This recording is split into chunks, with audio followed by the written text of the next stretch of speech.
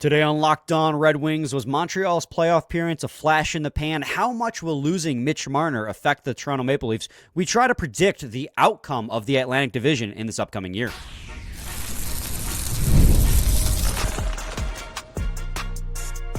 You're Locked On Red Wings, your daily podcast on the Detroit Red Wings. Part of the Locked On Podcast Network, your team every day. Welcome back to the Locked On Red Wings podcast. We are your hosts, Brian Fisher and Scotty Bentley, part of the Locked On Podcast Network, your team every day, and we are available wherever you get your podcast. Scotty, on today's episode, we are going to do our best to try and predict the outcome of the Atlantic Division. Where will the Red Wings fall? We'll try and figure that out in today's episode. Segment 1, we'll do teams 8 through 6. Segment 2, we'll do teams 5 through 3. And segment 3, we will do teams 2 and 1, the team that'll win the Atlantic Division. And our prediction will be in segment 3. So stay tuned for that. But first, got to let you guys know that today's episode is brought to you by FanDuel. Download the FanDuel app right now by visiting FanDuel.com and win $300 in bonus bets if your first $5 bet wins. All right, Scotty, the Atlantic Division, another year, didn't get easier yet again.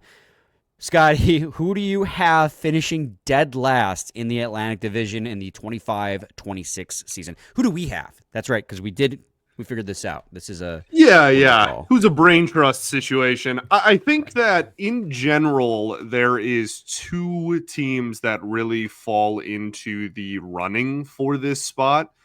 I do not think the Detroit Red Wings are one of those two teams. I think that for the most part, you're looking either at Buffalo, who has finished in the bottom half of this division for I don't even know how many years in a row now, but a lot, and has certainly fallen down to the bottom. They kind of, what was that, 3 seasons ago now, where they barely missed the postseason and had the crazy glass cannon year where they scored 1 billion goals but gave up 1.5 billion goals. Gee, that sounds familiar.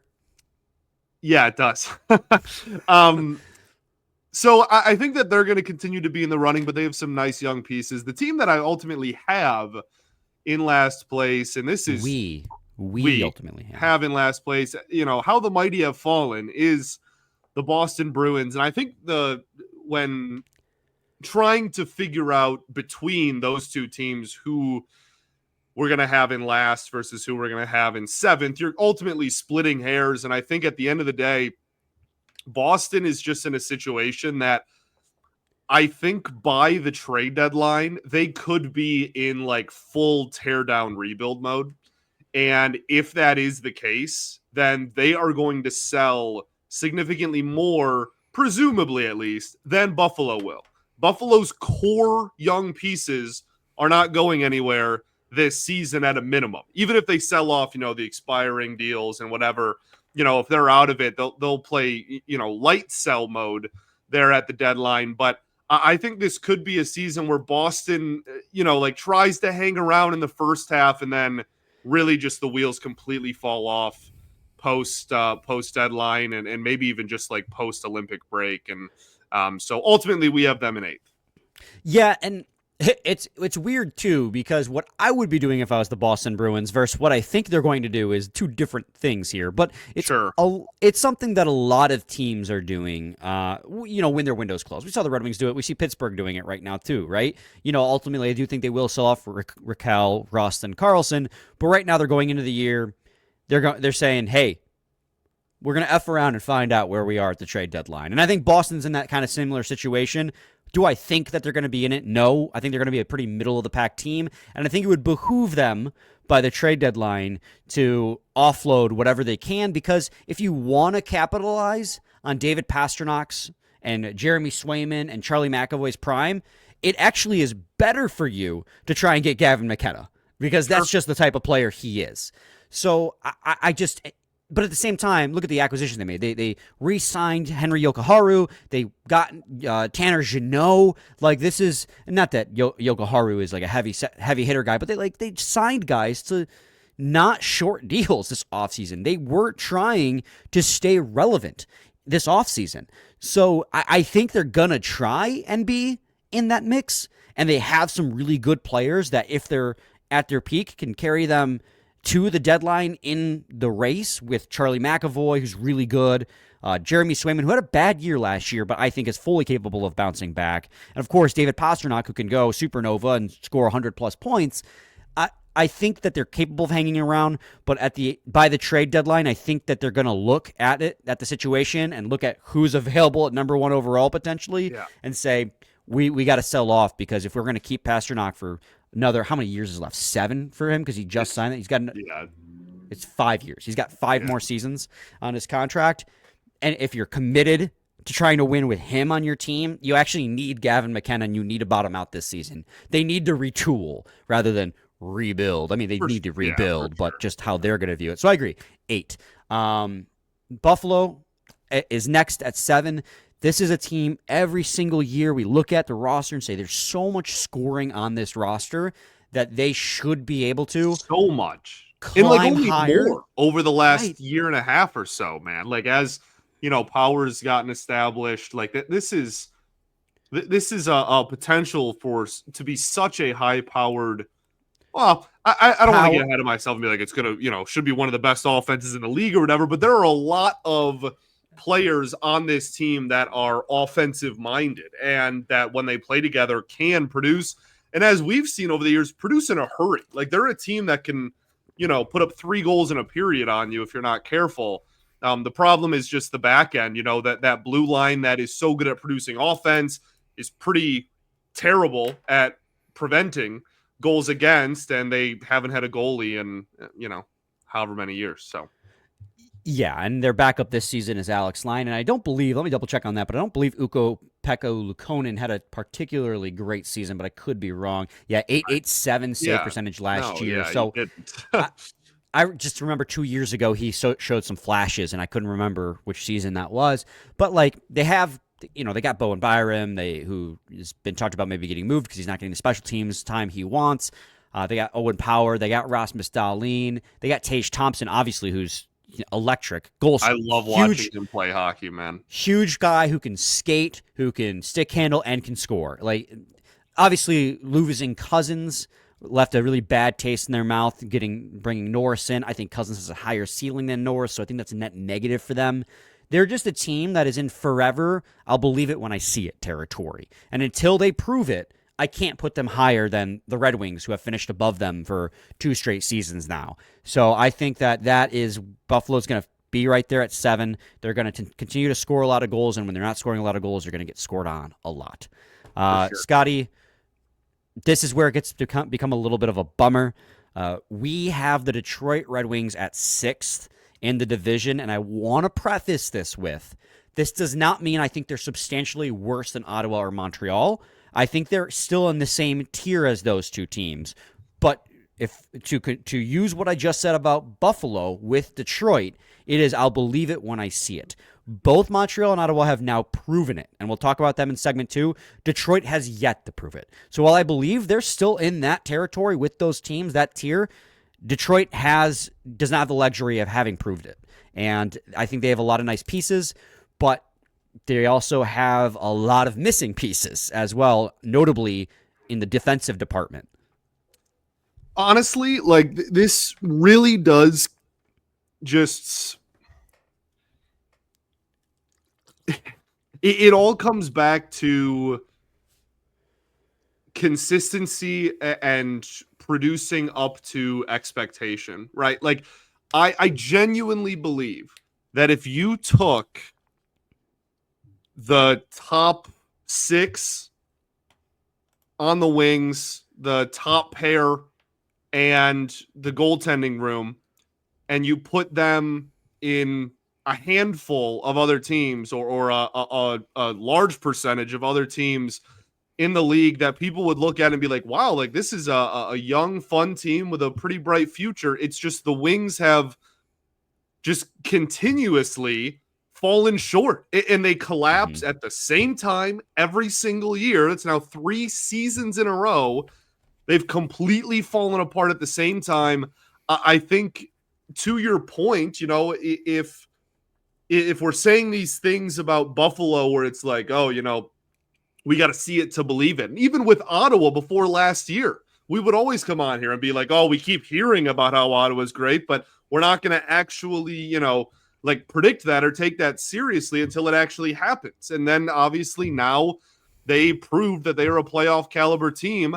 I hope that the Wings can do that this year. And 6 doesn't mean that they're like completely out of it. This is still, in my eyes, the best division in hockey. That puts them, like, they could very well be a competitive, in the wild card hunt team at that 6th spot with, a month or two left. But there is so many question marks that they have to prove and find answers to before I think that we're comfortable doing that, even with the Homer, fandom that's aside. And we had that discussion too. We were like, do we put them higher because we can see a pathway where they get there? But then we look at who they stack up against. It's like, well, Montreal and Ottawa have already proved they can get there. And I have questions about Montreal still, but it's just, if we're going to put them in the same tier, it's like, well, you got to go with the team that's been there, the team that's done it. And Detroit... And didn't fall apart, right? Like, it'd be one thing if it was like, oh, they did it. They got hot and sustained it. Right. It's not like they went on a run, or like they did it and it was like an old team and it was a one last dance thing, or like whatever. Like, they did it and they have young, especially Montreal, but both of them are like young teams that have young, really talented cores and are built for sustained success. They weren't like one and done scenarios. So yeah, it's largely the same groups that outplayed you a year ago, and the Wings didn't get a lot better this summer. So like, why would we change that significantly? If the Wings take a leap this season, it's going to come on the backs of obviously Larkin, Seider, and Raymond sustaining or getting a little bit better, right? Like, you think Raymond and Seider still have like 1, maybe 2 more years of prime development years to get even better, but taking also massive leaps from Kasper and Edvinsson. Like, you need them, if you're going to make a run to the playoffs, need them to be quite a bit better, and that can happen. And I think they will be better. I don't know by how much margin, but I think they will be better because they're still not right there. They're not at their peak yet. Goaltending is better. Gibson brings stability to the net. But there's also, who are your other 4 defensemen? You're still missing a top line left wing. We don't know about the bottom 6. We think they're marginally better, but they haven't proved it. So while there is potential for this team to make the playoffs, and I think they are going to be in that mix, I have to see it to believe it. And that's why we have them at 6 right now before the season starts. And I know we got to get to a break here, but I want to reiterate, you can be 6th in this division and still very much be in the mix, or even, like, fall into the playoffs at the very end of the season. Like, they finished 6th last year, but missed the playoffs by 5 points. Like, it's not like 6th place was 75 points. They were right there up until the end. Scotty, we got to go to the break. When we return, we'll do teams 5 through 3. So stay tuned for that in segment 2 of Locked On Red Wings. The NFL season is here, and FanDuel is making sure you're ready for kickoff with a can't-miss offer. Right now, new customers can bet just $5, and if your bet wins, you'll get $300 in bonus bets to use across the app. You're going to love using FanDuel because it fits however you like to bet. Player props, building a same-game parlay, or even jumping in live as the action unfolds. It makes every game more exciting, whether you're watching your team or just keeping an eye on your fantasy lineup. It's quick, it's easy, and it is the best way to add a little bit more energy to Sundays. So, are you ready to play? Download the FanDuel app right now by visiting FanDuel.com to get started. That's FanDuel.com to place your first $5 bet. Segment 2, Locked On Red Wings podcast. All right, Scotty, who do we got at 5? Yeah, well, I think that in that, if we were to make a tier list, it would be, obviously Buffalo and Boston at the bottom. And then that middle tier would be, Detroit, Ottawa, and Montreal. And so we're going to go with Montreal here. I think that there's still enough question marks where you can, again, any of those 3, if you have in any order, I'm not going to be too upset, right? You can mix and match those a lot. I do think that the reason we ultimately have Ottawa ahead of Montreal is just a little bit more of like proven commodities in the NHL. But to be completely honest with you, like we've been really kind of leading a charge on this show about like watch out for Montreal for the better part of 2 calendar years now, about how they were, trending up and had some really good young talent that we were kind of afraid of long term. And they took a giant leap last year. I think now this is where you see one of two things happen. Either they fall back down to earth a little bit, which is more so what we're kind of predicting here, but not a complete crash and burn. Like we still have them in 5th place in one of the best divisions in hockey. We still have them being competitive. Or there's the alternative and even scarier option, which is they take another leap forward because they're so young and just take off into the stratosphere, right? And they just establish themselves as a top 4 team. They boot somebody out in that, like dynamic and everlasting top 4. I guess Boston has kind of fallen out, but still, like, I think there is a reality in which that happens. I just think the one we have planned out is far more likely. It's still a young team. They still have some holes when it comes to depth a little bit and kind of on the back end, but we'll see. I think Montreal being a playoff team this year would be very, very unsurprising. Yeah, I think for me, the biggest question mark is goaltending. Can Montembeault be the guy? I think he had a 900 save percentage last year across the season, which was literally league average. League average was really low again last season, and he got incredibly hot down the stretch. Can he be the guy, or is it going to be? I don't think it's going to be Kaapo Kakkonen. They have him on Puckpedia slotted in, but I know they have some pretty impressive prospects with Jacob Dobes, and Jacob Fowler. As their 2 goalies in the system. One of those 2 guys maybe take over. I think it's probably closer to being Dobes, as he is. I'm sorry if I'm mispronouncing that. Not a Canadiens fan. Listen, Locked On Canadiens. They're great. As their backup, can their goaltending be solid? I see this team, Montreal, and you're right. We were leading the charge on like watch out for Montreal because they are getting hotter. They're getting better faster than we expected. I still think they jumped the shark a little bit. That's actually usually used negatively. I think they kind of leaped a year. I think they stepped ahead faster than we expected. Sure. We thought it would be one more year of them missing the playoffs, and then they made the playoffs last year. But I mean, Lane Hudson burst onto the scene. He's a big reason why they made the playoffs. Not great defensive metrics, but the kid can contribute production offensively. Obviously Cole Caulfield, you have Juraj Slafkovsky, Patrick Laine is a power play menace. Nick Suzuki has turned into a really solid 1C for them. He's awesome. Like they are, and Ivan Demidov, can't even forget him. He came over last minute. He's going to be a great part of that team.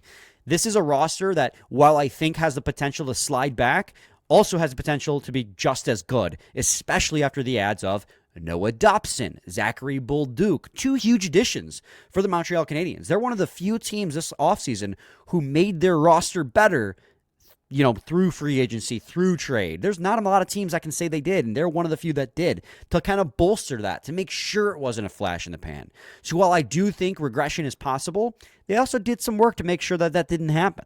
So again, I have to err on the side of which teams proved it, and Montreal has proven it. It's just, for me, the biggest question mark is going to be still goaltending. And if they make the playoffs again, it's going to be because goaltending held true. But if they miss, it's going to be because that came back down to earth. And on the flip side, right, our next team is then Ottawa.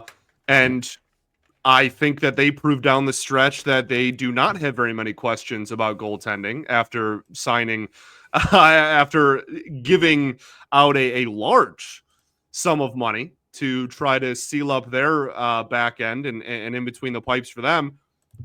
That was something that early in the season, I remember doing a crossover with Sens, and they were like, oh yeah, like, it's been a little shaky. And then second half, that all those concerns kind of just went away. They went on a run and obviously found themselves playing meaningful hockey in April. So, I think that Ottawa just has more, again, proven NHL assets and talent, as opposed to Montreal, which is obviously were great last year, but is a little bit more like predictability than it is outright like, oh, we've seen this for X amount of years.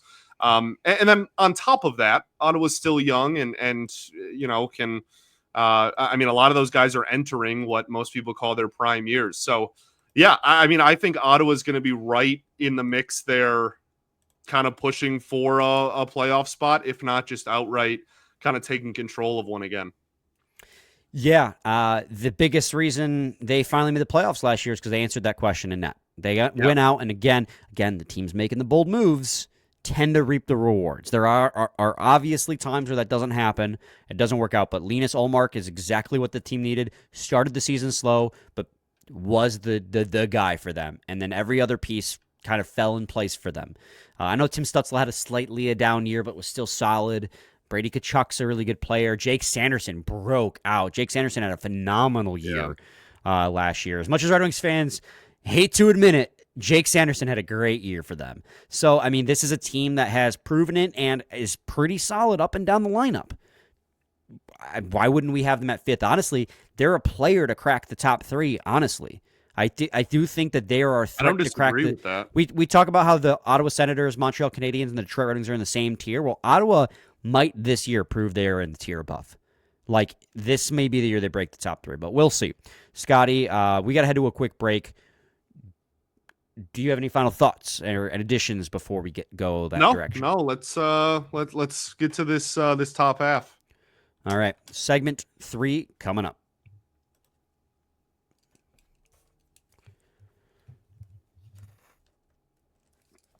All right, segment 3, Locked On Red Wings podcast. Scotty, at 3, we have the Florida Panthers, which may sound surprising, but that's actually where they finished the regular season last season. 98 points last year.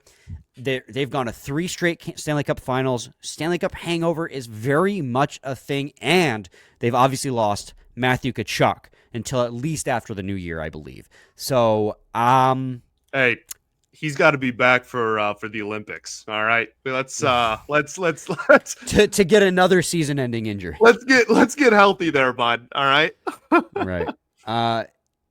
Yeah, this is a tough. This is honestly, I could have placed any of the top 3 in any particular order. I could see any of these top 3 teams winning the division, the Atlantic. But the Florida Panthers, I just think if I was going to make a case against them, it's that they were 3rd place last year. They're losing Matthew Tkachuk for a huge period of time. Yeah. So, I mean, obviously they retained Bennett, they retained Marchand, they retained Ekblad, they still got Bobrovsky. They're still a stacked team, but they're built for the playoffs. Yeah. I really think this is, at full health, one of, if not the best roster in the NHL. But I don't disagree with the 3rd place ranking either, just because of like the ebbs and flows of the regular season. Not really, this isn't like a slight or us trying to be, like clickbaity and be like, oh, the Panthers are going to regress. No, they finished 3rd last year. They finished 3rd last year, and one of their best players is out for maybe half or more of the season. It's not anything crazy. They know how to play. They know how to preserve their regular season to make the most of their postseason. I think that they have kind of exemplified that. Certainly last year, I guess. I mean, they've had their presidents as well over the last 4 or 5 years. But this is a team that knows what it's doing and knows that it doesn't need to get 110, 115 points to win a Stanley Cup. They're going to do what they have to do. They're going to be one of the best teams and one of the toughest teams to face in the NHL. But yeah, I whatever. Like I don't think they're gonna. I don't think they're gonna take the regular season seriously, is what I want to say. But like, obviously they will. That's right. It's a little bit too hyperbolic, but I hope my point is at least coming across. Right. They're built for the playoffs. And obviously they're going to give it their all, 82 games, but playing as long of seasons as they have the last 3 seasons and losing a key piece of their top 6. Yeah. And Sam Bennett was phenomenal last season, but can he replicate that? That's a big question. I think that this is a situation where not that they'll regress, but I think as far as regular season goes, they'll stay at 3. Now, a team that I think is going to regress, going from 1 to 2, is the Toronto Maple Leafs. They won the division last year, but I'm sorry. Maple Leafs fans coming on here saying that losing Mitch Marner, they're still going to win the division. I think that is a bold assumption because Mitch Marner was a 100-point player. And if you look me in the eyes and tell me he was a 100-point player and a playmaker as good as he was because of Austin Matthews, I think that you are delusional. That was a two-way street. Austin Matthews is a great player. He's a 50-goal scorer. He's one of the best in the game. But having Mitch Marner on your line helps. And you get a lot of assists if you're Mitch Marner by having a goal scorer like Austin Matthews on your line as well. Losing Mitch Marner is going to be a huge blow to their top six. Even though they're still a highly talented team, I think they slide from 1 to 2. Their goaltending question has seemingly been answered. Stolarz and Woll were good together. Stolarz was fantastic last year as their backup, their 1B, so to speak. Joseph Woll put together a really nice season. Defensively, they were much better last year, too.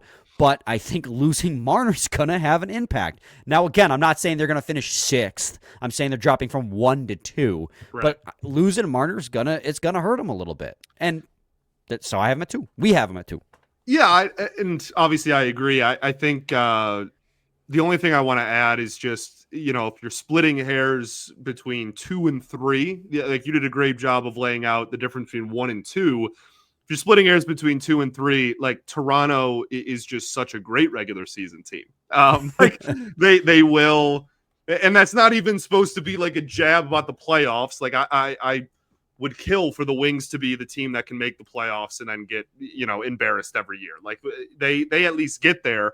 But they have proven that they can win in the regular season and be one of the best teams in the NHL throughout the regular season, year in and year out. So I think that they will be really good. I think that the loss of Marner will be apparent probably in some big games or maybe some tough stretches, but ultimately I think they will still be one of the best teams in the NHL throughout the regular season. Yes, and at 1, we have another team that is really good in the regular season, the Tampa Bay Lightning. And when I was looking at this and we were trying to decide, again, these top 3, I could put in any order, and I'd be like, okay, yeah, I can see that happening. I can see it happening. But I was actually surprised when we were discussing it, and I was like, I think I got Tampa at 1 because I keep thinking Tampa's window's closed. They're too old now. But letting Stamkos walk and bringing in Gensel and then Braden Point emerging into this superstar, Kucherov seemingly being ageless. Not that he's super old either, but he's 32 years old. He was fantastic again. You still have Victor Hedman playing at a high level, and you still have Andrei Vasilevsky playing at a high level. Up and down this lineup, this team is still stacked to win games in the regular season, and they're a team that hasn't had a deep playoff run, hasn't been marred by injury, hasn't lost key players to other teams due to contract negotiations. I'm like, the Tampa Bay Lightning have stayed pretty much the same. So as long as they don't, hit some kind of wall, I'm like, they have a legitimate shot at winning this division. And they finished 2nd last year by 6 points, 6 points behind the Toronto Maple Leafs. And I'm like, with Toronto's loss of Marner and with maybe a potential Stanley Cup hangover to Florida and the loss of Tkachuk for a large chunk of the season, I'm like, Tampa has an opportunity here to win the division, and I think they can. Yeah, I mean, clearly I agree. I think that this also has a lot to do with the omissions from the top, right? Like we explained why Florida might not be a bona fide, division winner. We explained why the Leafs maybe take a step back. The Lightning might just benefit from just being kind of consistently what they've been for the last like 7 years, right? Like it's just like, yeah, they've been one of the best rosters in the NHL for, nearly a decade at this point, and they just continue to do that. And so while these other teams, kind of fluctuate or lose pieces or gain pieces, that they might just benefit from a year where the other top dogs that have been there might not have the best regular seasons to be able to match up against them. And so, yeah, I think it's, am I going to predict the Lightning to win the Stanley Cup? No, but I think the Panthers have a better shot to win the Stanley Cup. But predicting the division winner and predicting the Stanley Cup winner, two different conversations. For what the regular season is, I think that Tampa is kind of built to really make this division theirs again. Yeah, I completely agree with you. Like, if we were talking about playoff predictions and who has the best shot of winning the Stanley Cup, which is a conversation I'm sure we'll have before the season begins, like, obviously we'd have Florida going deep because Florida's built for that. That's the style of hockey that they play. But it's just, like you said, it's almost they have this opportunity because we expect not necessarily regression to some extent from Toronto, but, a little bit of not a slump, but just like missing players, missing guys from Florida. Yeah. Yes, but Scotty, any final thoughts? I think we got ball, it. Baby. We do ball. And just to repeat, 8-1. We have Boston at 8, Buffalo at 7, Detroit at 6, Montreal at 5, Ottawa at 4, Florida at 3, Toronto at 2, and Tampa as the Atlantic Division winners going into the playoffs. We'll be back tomorrow because we're back to 5 days a week. Stay tuned for that. Same time, same place. It's your team every day. Okay.